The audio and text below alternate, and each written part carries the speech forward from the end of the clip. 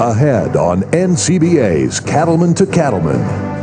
We'll introduce you to Convenient Fresh Beef, a new product line that delivers a delicious beef meal fast. Plus, how the new dietary guidelines could impact the beef industry. And now, NCBA's Cattlemen to Cattlemen with host Kevin Oxner. Hello and welcome to NCBA's Cattlemen to Cattlemen. I'm Kevin Oxner. Thanks for joining us. Spring is officially here, and with it comes many questions about how the weather will impact the beef industry. Accomplishing the goal of expanding the beef cow inventory in 2014 depends in part on the weather, and many are hoping for more favorable conditions that will allow the nation's cow herd to stabilize and maybe even eventually grow. It's been a long, severe winter in many areas, and now the spring outlook has some concern as well. Drought is a big issue still, from California to the central and southern Great Plains, but a lot of the rest of the country has plenty of moisture heading into spring, and for some areas, including parts of the Midwest, almost too much moisture. There are some concerns of spring drought development along the Gulf Coast, across the deep south, particularly as you head to the Texas Gulf Coast, eastward into Louisiana.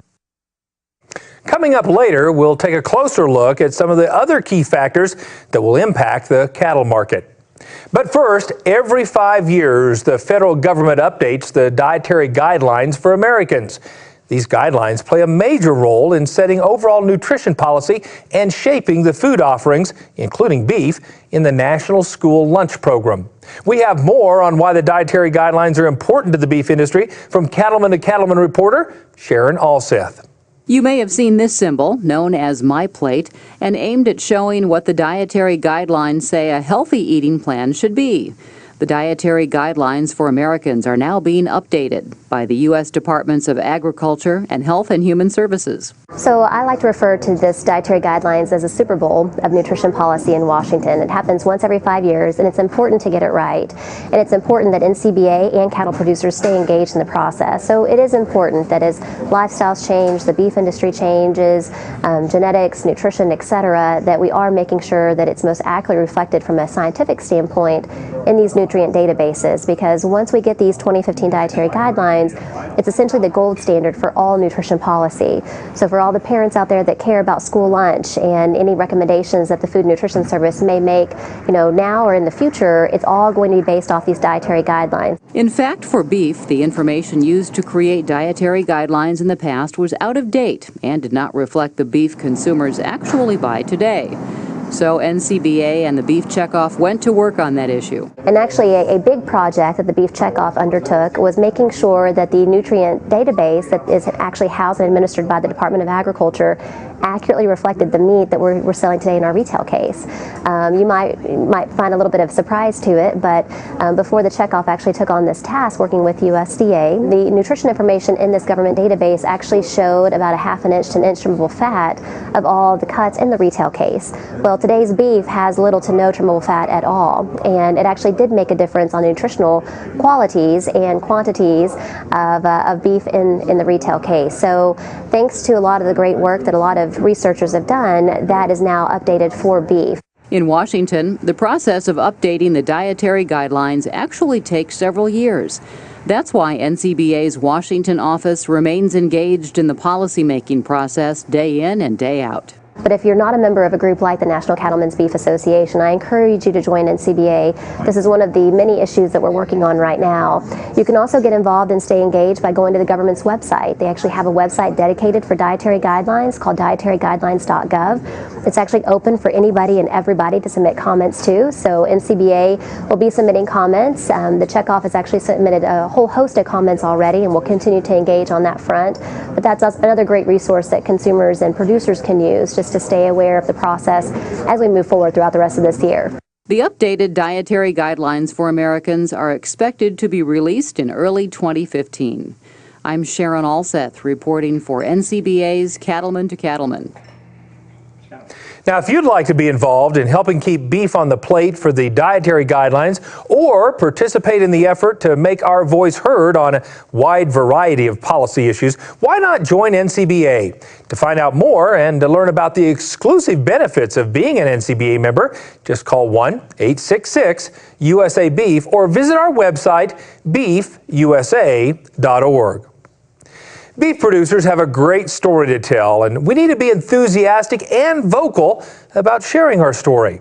That's what the Masters of Beef Advocacy program is all about, equipping beef producers with the information needed to be advocates for the beef industry.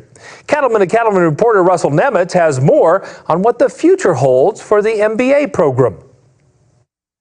The Masters of Beef Advocacy program has plenty of reason to celebrate. Not only is the Checkoff-sponsored MBA program recognizing its 5th anniversary, but also its 5,000th graduate. What that means is that we now have 5,000 people in 48 states, Canada, Mexico, and Australia, who are prepared to get out and engage consumers in conversations about beef. Because consumers have questions about how beef is raised, about the things like the use of antibiotics and hormones to produce beef, or whether beef is safe and healthy. And now we've got the people who actually raise beef prepared to help answer those questions. From the beginning, the goal of the MBA program was to equip beef producers and industry allies with the information they need to educate those outside the industry. The founders of the program never imagined it would be such a hit. When we launched this program in March of 2009, we had a very lofty goal to get 50 graduates in the first year. And we had 1,000 the first year, we had 1,000 the second year, we've had 1,000 every year since. And so we're now at 5,000 graduates. So that has exceeded certainly my expectations, but I think everybody's expectations. And the credit really belongs to the farmers and ranchers and chefs and dietitians and others who have committed the time to go through the program, but more importantly, committed time to get out and to get engaged in Facebook and Twitter and blogging and just everyday conversations with consumers. In the past 5 years, MBA grads have engaged in countless conversations with consumers about how beef is raised, the care provided for the animals, and the health and nutrition benefits of beef. However, there's still more work to be done, and the program continues to adapt in order to better answer the many questions of consumers. This year, we're going to be relaunching all of the programs. Obviously, after 5 years, we've got to update the information. And so that's going to be exciting, and we're calling it MBA 2.0. We're going to the next level.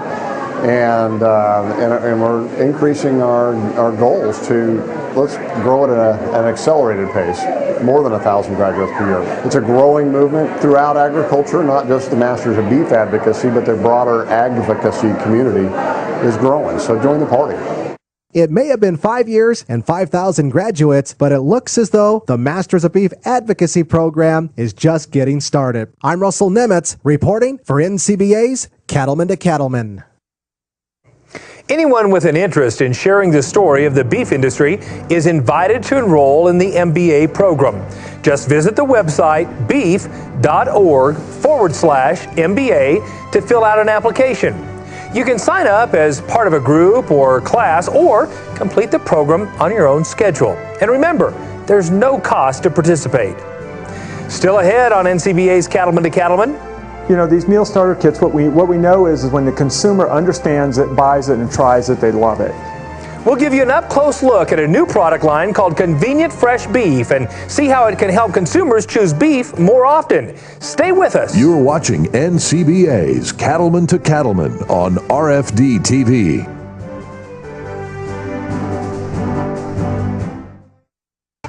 To ensure your seeds become strong stands, give your soil the right preparation before you plant.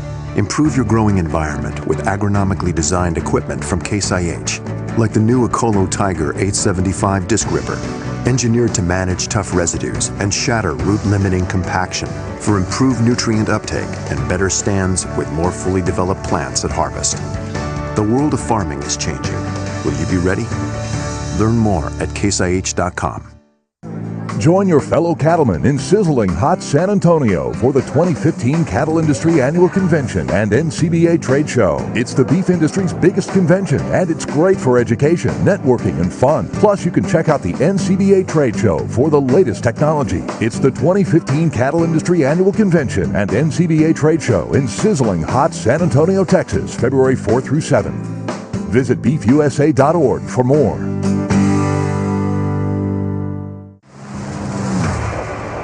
To truck guys, the truck is everything. And when you put them in charge of making an unbeatable truck, good things happen. This is the Ram 1500, the 2014 Motor Trend Truck of the Year. And first ever, back-to-back winner. Guts, glory, Ram.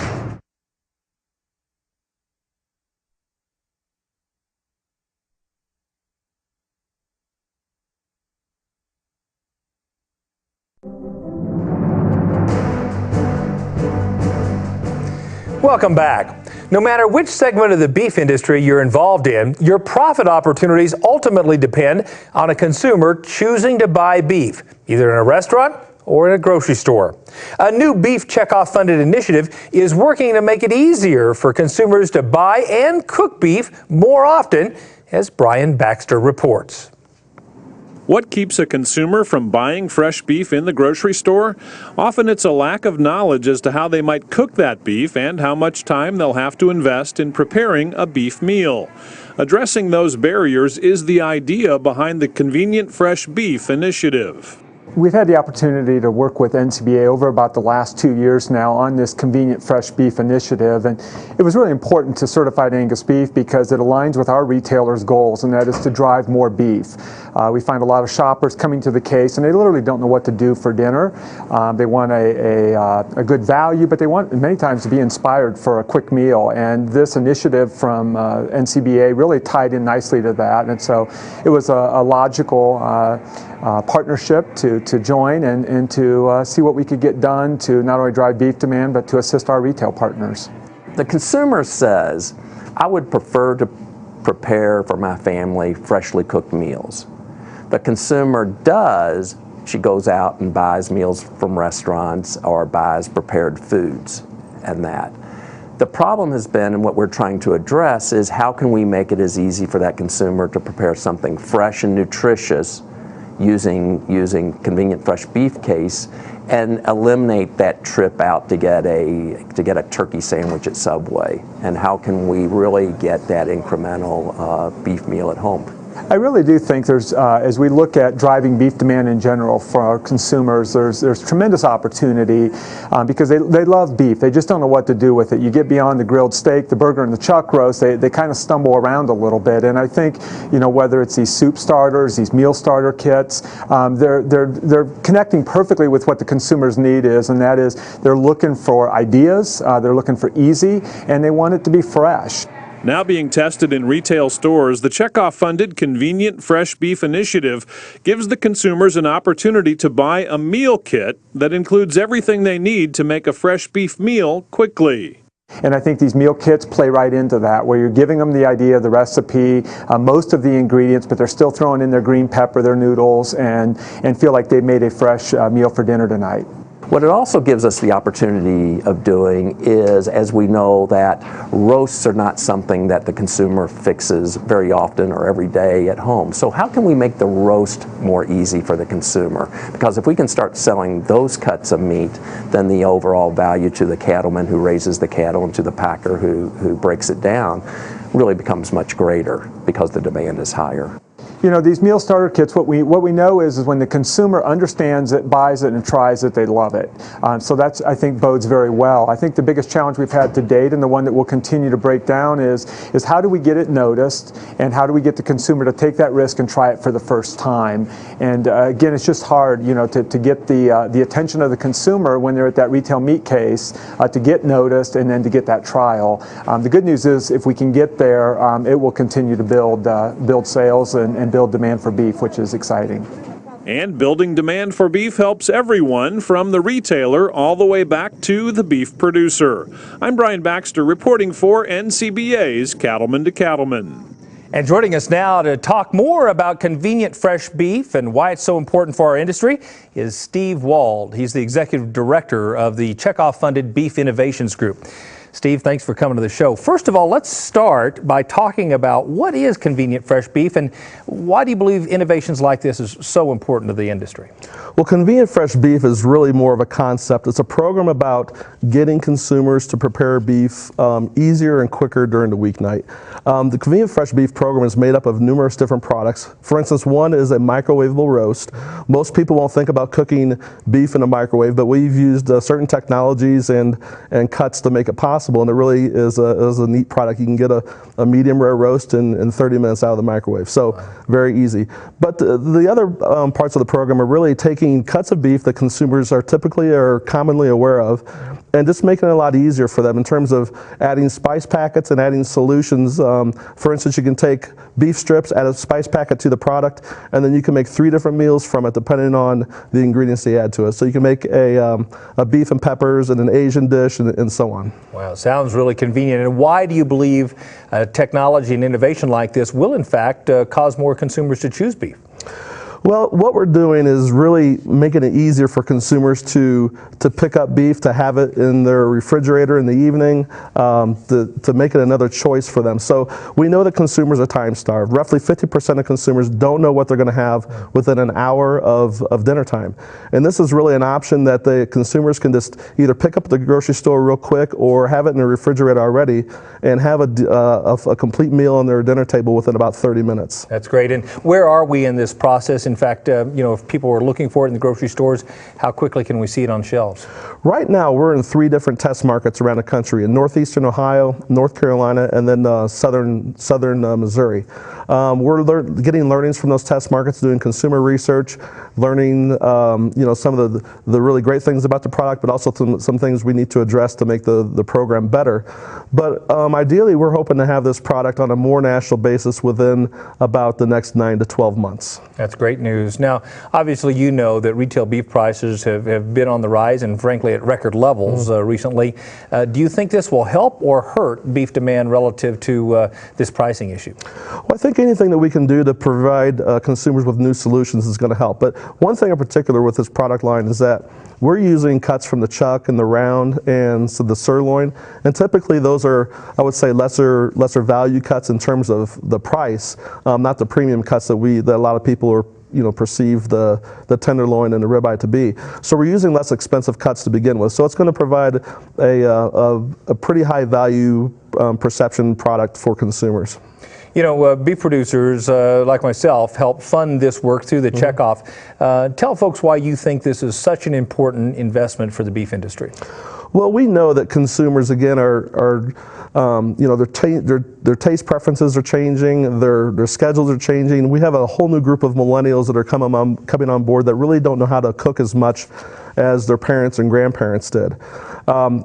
Products like this that are very convenient for consumers really take the guesswork out of preparation, and they take the mystery or the unknowns out of beef. So we do everything basically for them. We provide the product, we provide the seasoning packet, we provide easy instructions, we certainly provide a product that's available in 30 minutes so they can serve their family a product that they know or a dinner that they know is going to be very good for them. And we feel that this type of product, whether it's this program or other programs that the Checkoff is working on, anything that we can do to meet the consumer needs to make beef easier for them is going to be a benefit for beef producers. Yeah, it sounds like this is yet another example of folks just wanting to hit the easy button, and you're making this a real easy button, aren't you? It certainly is. We're taking basically all the guesswork out of it, but still having that little human element in the product. And really, I think one of the great things about this is still using fresh beef, and that's what consumers really love. Outstanding. Thank you so much, Steve. Thank you.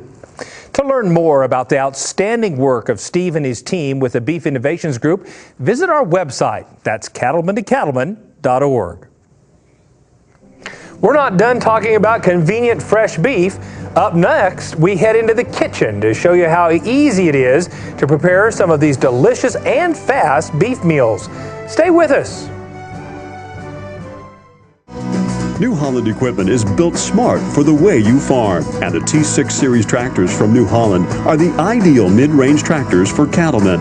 Whether your job is loader work, operating hay equipment, moving round bales, or pulling a mixer wagon, the T6 provides power and performance with optimal comfort. Choose from 3 4-cylinder and 3 6-cylinder models with the right combination of transmission, hydraulic, and cab options to fit specific haying or row crop applications. And T6 engines are Tier 4A emissions compliant, featuring New Holland's exclusive EcoBlue technology. Visit your New Holland dealer to learn more about the complete lineup of New Holland equipment, in addition to all of the benefits available to cattle producers. Bulls here, 210.11. I'm at 210.11.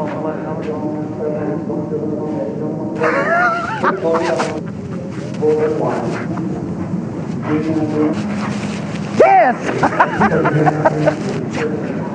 Joe, Todd, how'd you do? Oh, not bad.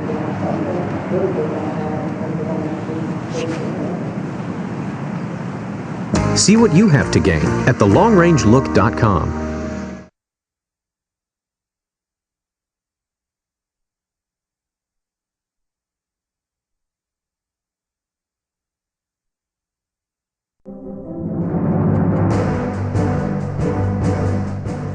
Welcome back. And joining us now is Shanoa French from the Beef Innovations Group to tell us more about convenient, fresh beef products. Shanoa, Steve Wald was just on the show talking about a new product for today's time-starved consumers.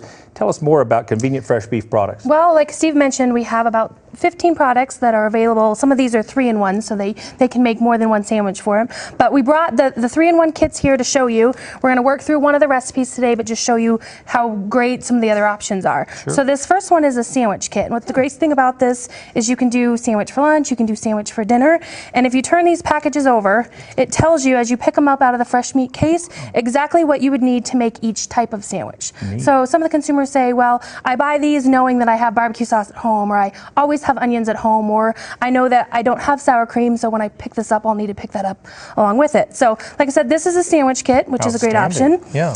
This is the fajita kit, which a lot of consumers do fajitas at home. A lot of people are comfortable with that. There's frozen ones in the freezer right now, but this gives them a fresh option if they want to add some other lime juices and still make the seasoning how they like it. Add mushrooms, peppers, onions, bell peppers, no bell peppers, corn tortillas, flour tortillas, and then kind of garnish any way they want. Yeah, so, fresh beef is always a better option, absolutely. It seems like to me. Yeah, That's well, great. and it's quick too, which is great. The last one that I'm going to talk about, and this is the one I'm actually going to show you in demo, is more of that hearty one. So this one either does beef stroganoff, a beef and pepper, or a stew. So kind of depending on what you want to do. I went ahead, pulled the ingredients that we're going to need. So I've got those here, and we're going to start using this kit. We'll show you how quick they are. And we're going to do stroganoff today. We are. So let's get started. I'm going to pull the sleeve off, which is real easy, and I'm going to turn it over because that's where your instructions are. Outstanding. So we'll start that. I'm going to turn this up so we have a little bit of heat going. This is really pretty quick. Peel the overwrap that you would have at the store, just like you would at home, and this seasoning packet is right inside on top. How convenient is that? So I'm going to do this, slice it open. Okay. Be careful with the knife there. It's a little one, we're all right? So this is going to be my mixing bowl. All right. Pretty quick. This is called the brown gravy package that'll come with your meat. It's a pound and a quarter. All right. About that. So it'll serve, and you can spread it out by adding different vegetables, and it'll kind of serve 4, 5, or 6, depending on how big your consumers are, or how big your family is. Super flexible. A cup and a half of water. Everybody has that. Everybody has water. So. That's great. And then the only other tricky thing is going to be sour cream. Oh, wow. Quarter a cup of sour cream. Wow. You want to use plain yogurt, whatever you like to use at home. This all just gets mixed in here. That's outstanding. I know we've always talked about trying to limit the number of ingredients just to make beef more convenient for consumers. This one that's really convenient. Is very simple. I'm going to use a whisk, and you want to get rid of the lump that's in there and kind of incorporate your sour cream. Wow. So we're going to mix that up. This will cook, and this is also actually what's the thickening agent to kind of make that stroganoff. So it's the easiest gravy I've ever seen. There you go, right? So I'm going to push this to the side, and we're actually going to start with our meat. Okay. Pan is medium-high heat. You don't want it too hot. And as we start adding things into this pan, they'll cook long enough to make sure your meat comes to temperature. So this first step is just a searing.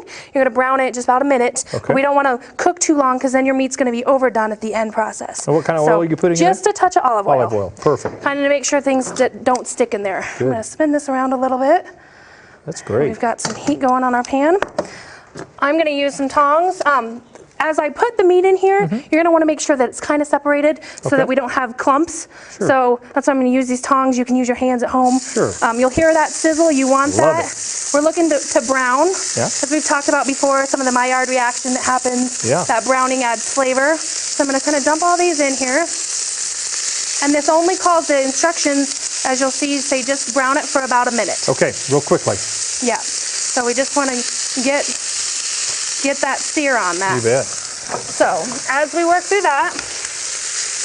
Now you used a separate set of tongs. Yeah. Just for food safety. For food safety, That's yep. great. Like I said, if I was at home, I would use my fingers for that part, but here. So you can see we've got some brown on those pieces. Okay. And what we're gonna do now is I'm gonna flip them all over, keep them kind of separated, and I'm gonna add our mushrooms. So this is 8 ounces of sliced mushrooms. The recipe also calls for canned mushrooms. If you like canned mushrooms better, make sure you drain them. But we're gonna toss these in here, and we're just letting them all kind of cook together. Perfect. You're looking for some of that sear, the heat on them. Don't put a lid on here. Mushrooms have some water in them, otherwise you'll end up with a steamy mess. Okay, So kind of keep this working. Throwing mushrooms. A rogue mushroom. So you want to stir fry this long enough that your beef, as you can see in this one, has some of that caramelization, that doneness to it. But you don't have to cook this for like 5 minutes to make sure everything is done. Because what we're going to do is we're going to add this liquid here and whisk that in, and then it'll continue cooking. It'll continue to cook. Perfect. This will thicken, and that gives you what some of your gravy is. So I had the heat turned down a little bit. So we're getting a little tiny steaming. You can see that in the pan, but that's why it's important to keep that medium heat up on your stove. It's okay to have some liquid in there, though, right now. It's okay a little bit, If I had my heat up a little bit, well, you wouldn't see that. So that's one of those things that we'll kind of keep remembering. But some of these pieces are still raw, so I'm going to give them just a couple more minutes. But what we'll do then is I'm going to take and whisk all of this in. Kind of make sure there's no lumps in there. Wow. And then this will become super, super simple. That's amazing. So we're going to pour this over the top. Kind of mix it in there. We've got a little lump on the side, so we'll add that. And wait for our pan to recover. And then how long are we going to want to cook this? This says that it simmers for about 3 minutes. Wow. So obviously we just poured cold water and some sour cream in there. Your pan's going to return. You'll start seeing a little bit. It's starting to boil. So you'll let this, bubble for about 3 to 5 minutes. Make sure that it'll thicken. And then you can go ahead and serve it over the top of your favorite. Outstanding. Yeah, we used whole wheat noodles here. You can use rice, you can use spaghetti noodles, whatever your family prefers to eat stroganoff over. What a quick and convenient but delicious way to enjoy beef. Thanks so much for bringing us this recipe and this new product innovation. Yeah, I'm hoping to have it in all the stores here soon. That's exciting. For more information on convenient fresh beef, visit the Beef Innovations Group website at beefinnovationsgroup.com, or you can visit our website at cattlemantocattleman.org.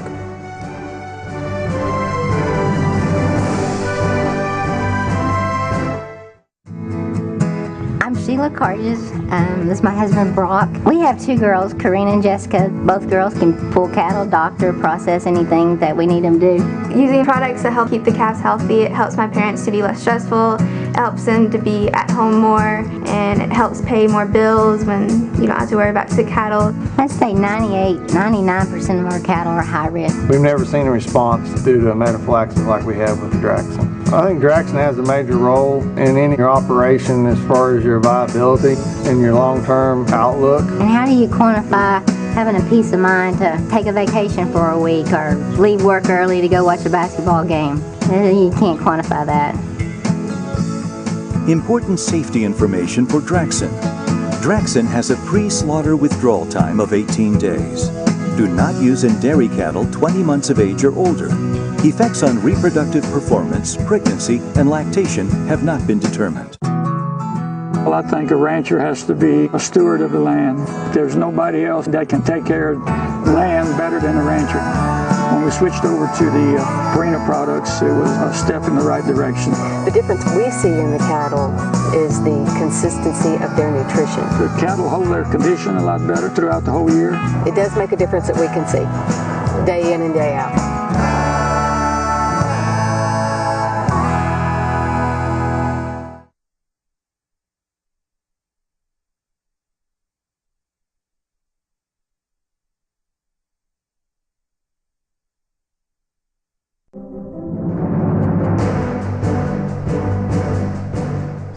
Welcome back to NCBA's Cattlemen to Cattlemen. The U.S. Department of Agriculture reports that as of January 1st, the U.S. cattle herd was its smallest since 1951. What are the trends that will impact the size of the U.S. beef cattle herd going forward? Cattlemen to Cattlemen reporter Brian Baxter got some insight on that issue from an Oklahoma State University economist. With prices at or near record levels, it would seem cow-calf producers have the incentive they need to begin expanding their herds. But there are several factors that impact a producer's decision to grow their herd. In fact, if not for weather, Dr. Darrell Peel of Oklahoma State University says we'd already be in an expansion phase. The last 3 years, the drought has been a major factor in causing additional liquidation of the U.S. beef herd. And I think the industry is poised, and actually has been poised through much of that time period, to begin expansion. Right now it's been a case, or up until now, it's been a case of what we would like to do versus what Mother Nature will let us do. And that's still an issue out there. Drought conditions moderated in the last half of 2013. In much of the country now, it looks the best it has in about 3 years. Having said that, we're still vulnerable. We could go the other way. So as we move forward, the weather forecast and the forage conditions will continue to be a key. Last year's calf crop was the smallest since 1949, and Dr. Peel says growing the herd means tight calf supplies will be the norm for the next few years. Clearly, and it's been there in every cattle cycle historically, there's that trade-off between the immediate value of that heifer as a feeder animal versus the investment value of that heifer for future production. For some producers right now, they're not quite at that level, but I think as we go forward, the market's going to be very vigorous about providing the incentives for the cow-calf sector to expand, because that is the source of supply for the entire industry. So, where we are now with these almost historically low calf crop and feeder supplies, we have to, save enough heifers out of that to rebuild the herd. So for 2014, 2015, into 2016, we're talking about a significant tightening of already tight feeder cattle supplies, and that translates into tighter beef production. And all of that is to say that the pressure we've already seen on wholesale and retail beef prices will be accentuated even more when we get fully into this expansion period. When expansion of the cow herd does begin, Dr. Peel says it will take time just to recover from the past 3 years that were impacted by the drought and other adverse weather conditions. So it probably takes 3 years to add maybe 1.8 to 1.9 million head to the herd. And then at that point, I think we'll be in a position to assess how much bigger than that might we need to be. And it'll depend on market conditions at that time, but I think it's entirely possible that we could be looking at another 1.5 to 2 million head expansion potential beyond that level. And that would certainly take another 3 or more years beyond that. If we can sustain it continuously, we're talking about basically being an expansion for much of the rest of the decade. And that's something we haven't seen in the beef industry since the early 1990s, a 5 to 6 year expansion phase. Of course, another major influence on the cattle market outlook is feed grain prices, and Dr. Peel sees the trends in those prices resulting in some structural changes within the cattle industry. This industry evolved, the production systems that we have utilized in this industry have evolved over the last 30 to 40 years in a remarkably, cheap grain, stable grain price environment that provided incentives to do things certain ways. And I think fundamentally from here on, we're talking about more expensive feed grains. It puts more focus in my mind on forage and shifting a portion of what we do, from grains back to forage, not in terms of not using feedlots, but in terms of the amount of the total pounds of those animals that comes from a forage perspective relative to a grain intensive system. And so I think there's some long-term structural change taking place here. And with a generally higher baseline for grain prices, the shift to fewer days on feed and greater reliance on forage could provide opportunities for those interested in backgrounding calves. I think it actually enhances the stocker kind of incentives in the industry, that notion of putting more of the feeder cattle weight on with forage and taking a little bit off the front end of the finishing phase as far as fed cattle goes. So, you know, we will be trying to regrow the herd, and obviously that challenges our forage base in certain regions. But at the same time, in general, the market signals now support more, more weight gain at the stocker level or backgrounding level than we saw in the past, simply because that's where the value lies relative to putting all of that weight on in a feedlot using expensive feed grains. Weather, forage availability, grain prices, and one more influence, the average age of cattle producers is nearing 60, and some may be reluctant to grow their herd beyond the current size unless a ready successor is coming into the operation. In any case, Dr. Peel says 2014 may be the year when the U.S. cattle inventory finally begins moving higher. I'm Brian Baxter reporting for NCBA's Cattleman to Cattleman. To learn more from Dr. Darrell Peel on herd expansion, look for an article in your next issue of the National Cattlemen. It's the official publication of NCBA and provides timely news and information about the issues affecting the beef industry. A subscription is included free of charge when you become a member of NCBA. Now, joining is easy. Just give us a call at 1-866-USA-BEEF or visit us online at beefusa.org. When we come back, find out how to set up your handling facility to reduce stress on your cattle. Plus, the latest from our good friend, Baxter Black. Don't go away. We'll be right back.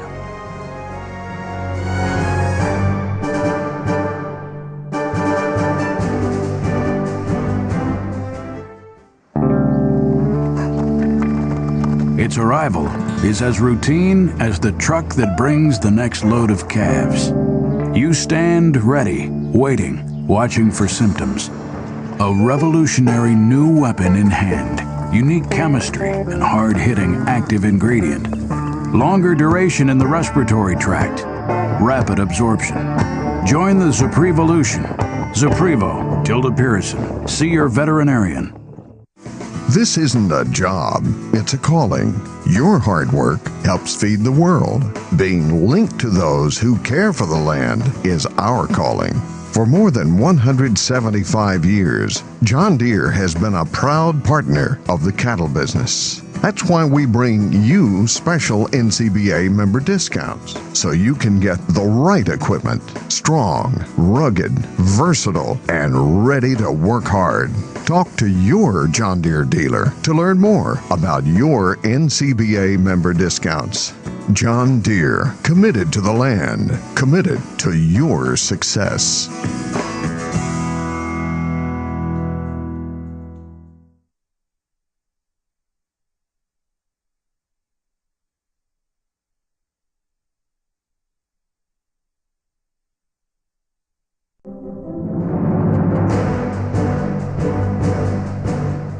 Whether you're designing a new cattle facility or working with an existing one, it's important to make sure you're thinking about the needs of your cattle. Let's head to Texas, where stockmanship expert Dr. Ron Gill shares some facility design tips with us.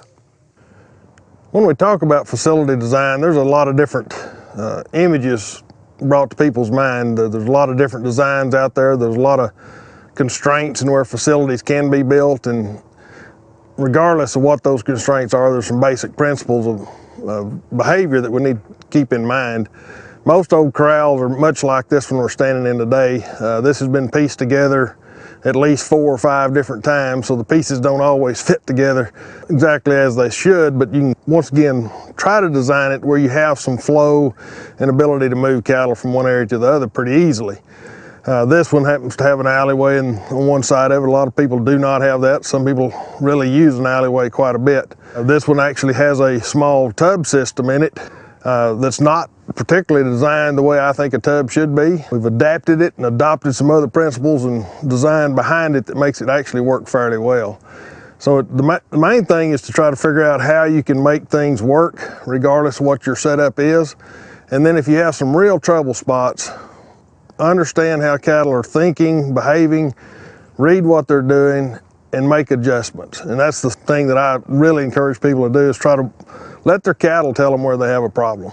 In a lot of facilities and a lot of people's mind, they want to really stack an alleyway or whatever loads or their source of cattle coming into a sweep or a crowd area. You really want to keep this area where it's not overcrowded, where you can get cattle to move very easily. I try to put maybe enough cattle in here for about 3 different loads going into that squeeze chute. That way I can keep motion going in the cattle and not have to have a lot of them sitting in the back of the alleyway, getting additional stress on them that I don't particularly want them to have. So we keep a limited number in here. We may warehouse some back in the alleyway here, and that'd be something as this needs more cattle. We step to them, get them to come back past us into this area. That just trains them for the next segment as well. So everything is designed where you step past cattle and draw them forward, refill your alleyway or your loading area, and don't put too many cattle there. It's better to leave them in a corral out back and go put more in as you need them. In this particular setup, and regardless whether it's this one or something else, I like the idea we bring cattle into this alleyway and into this section here where we're standing. And that they go to the far end, their natural inclination then is going to be to come back. And so what we do from that standpoint, we can open this gate as we bring cattle in, bring this one around, and then I'll push cattle away from me to that end, let them start coming around. And as they come around, then I'm working on the side and I can push on the cattle and send them into this, what it's not really a bud box, but kind of a return box behind this sweep system. So the cattle would come into here. The idea behind this would come into here, would actually close the gate behind us, but as the cattle come in, they're going to come to this end, and you want this end open so they've got daylight to go to. The other sides can be solid if you want them to be. But the cattle will then want to circle around and come back out, and at that point in time, we've got the gate behind them that we closed, and whoever's brought them in here then can open this sweep gate, or should already have it open, to where the cattle can come around and into this sweep tub. So as the cattle go to the far end, I like to open the gate from this side. Some people like to work it from the other side. I personally like to work it from down here where I can push on an eye, get the cattle to come out of that corner. As they come around, I can step to their side, draw their eye on around this corner. The trick to making this work really smooth is once they start around here, don't just worry about the ones in the back and getting them all in here. As the front comes around, I'll step right to this pivot post to put pressure on them. Now if the cattle are really wild or something, and you haven't got them where they handle really good, you may can do this from the outside as well. But in this scenario, I want to push on the cattle and get them started down that chute. This design is not what we'd like for it to be. This should come off and go straight for at least 2 body lengths. That allows the cattle to see an opening. As they come around this corner, that looks like a solid wall to them. Once they get started, it's fine, but getting them started can be a little difficult. So once again, if you're going to redesign it, go straight. Once the cattle go down the crowd alley, whoever's working on the outside, or if you're working by yourself, you then can go to the outside, come from the front to the back to get the cattle to move forward. Same thing we've been doing out in the pasture, same thing we've been doing in the corral. So we use the same signals in each segment of this deal, trying to work from the side, not from the behind, draw the cattle forward, put pressure on them and get them to flow themselves through a system.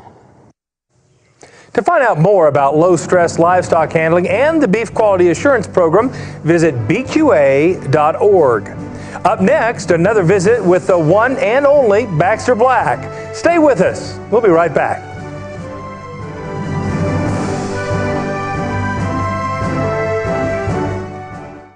This is yours, and so is what grows there. Not theirs or theirs, yours. You need this to fight this and this to grow more this. Because the more of this you feed them, the less this you spend on that, which leaves more of this here. Don't let them take this from you. Chaparral takes care of weeds and brush, and that's that. Tough trailers built for tough country. Big Ben Trailers manufactures a different kind of trailer, one that's built to put up with the rough conditions found on the ranch. Rugged build using heavy gauge powder coated steel and a 2x4 rectangle tube frame. There's a 1-inch gap between the side and floor, so there's no place for water or manure to accumulate and rust. Big Ben trailers are loaded with standard features: a lever action hitch, a 3-foot escape gate and a middle sorting gate, rhino lining along the front edges, and a receiver hitch to tow another trailer, chute, or other equipment. Tough and practical. That's Big Ben Trailers. Designed and built by a working cattleman, you can rely on and trust Big Ben Trailers for their durability and convenient features. Reasonably priced for any rancher to afford. For a list of dealers and other design features, visit BigBenTrailers.com. Big Ben Trailers, built cattlemen tough.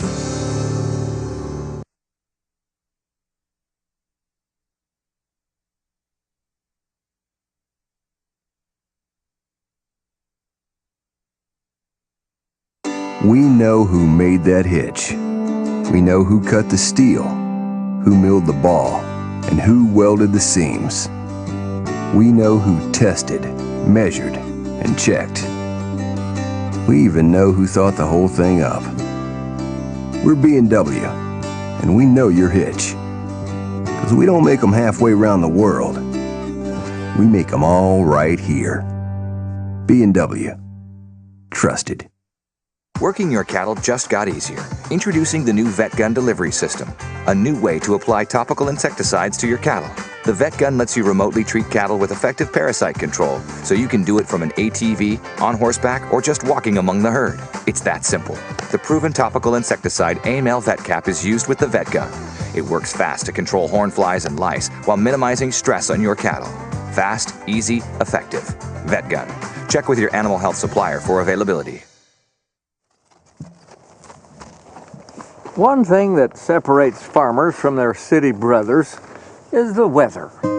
How many times have you heard the local anchorman say, "Gosh, Kimmy, that's really good news. I'm sure getting tired of this rain." Well, when the big city weatherman's map has a yellow sun with a smiley face that covers the Louisiana Purchase, you realize how far from nature some parts of our civilization have been removed. But somewhere out beyond the cattle guard, a farmer's standing at the edge of his wheat field, watching it rain and smiling. Farmers and ranchers are students of the sky. They spend a lifetime looking for a blue horizon or a black cloud. It's bringing them luck, sometimes bad, but sometimes they win. They smell the weather changing. They aren't looking at it through a window. They are truly part of their environment. And maybe that's why we don't take it for granted. I've been out on JP Point one spring after the thaw. The water was so thick the fish could walk. The road was washed out all the way, but still I struggled on. I just drove my pickup truck from rock to rock. And one time up at Grouse Creek, it hailed all one day, and then I swear it settled into snow. We had to dig a tunnel to put cows in the chute. And that's the day I froze off all my toes. And then down at the Bear Ranch, the fog, it was so thick we didn't need a fence to hold them in. We gathered up some 2x8s and nailed them to the air and hung the gate securely on the end. The clipper flats or rafter tee, I can't remember which, the weather turned off mighty cold indeed. The wind come blowing up and got that whipping chill right down to minus 99 degrees. But if you're looking for a hole to send someone you hate, try the sheep corrals at Cat Creek by the Rise. It's the only place I ever stood in mud up to my knees and had the dadgum dust blow in my eyes. This is Baxter Black from out there.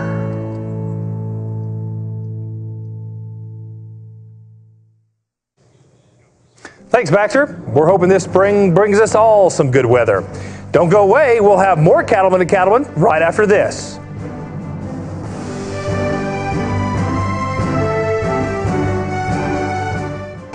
To ensure your seeds become strong stands, give your soil the right preparation before you plant. Improve your growing environment with agronomically designed equipment from Case IH, like the new Ecolo Tiger 875 disc ripper, engineered to manage tough residues and shatter root-limiting compaction for improved nutrient uptake and better stands with more fully developed plants at harvest. The world of farming is changing. Will you be ready? Learn more at caseih.com.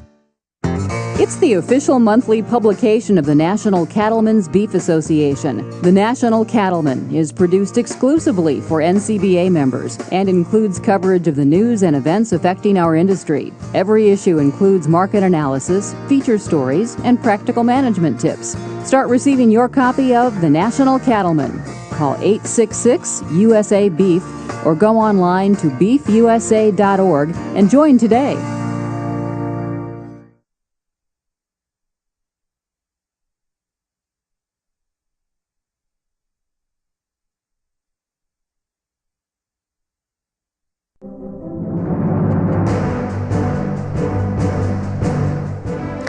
Welcome back. It's time now for this week's Legacy Photos, images sent to us by farm and ranching families from around this great country. Let's take a look.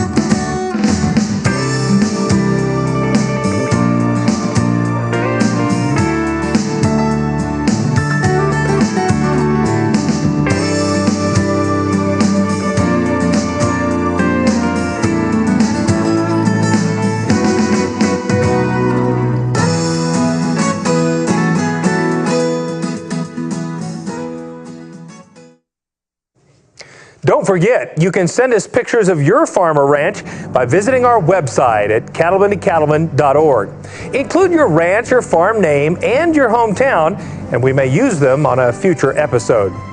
Next week on NCBA's Cattlemen to Cattlemen, we'll have more with Dr. Ron Gill on the proper handling of cattle in a working facility. Plus, the CEO of NCBA, Forrest Roberts, joins us in the studio to talk about sustainability.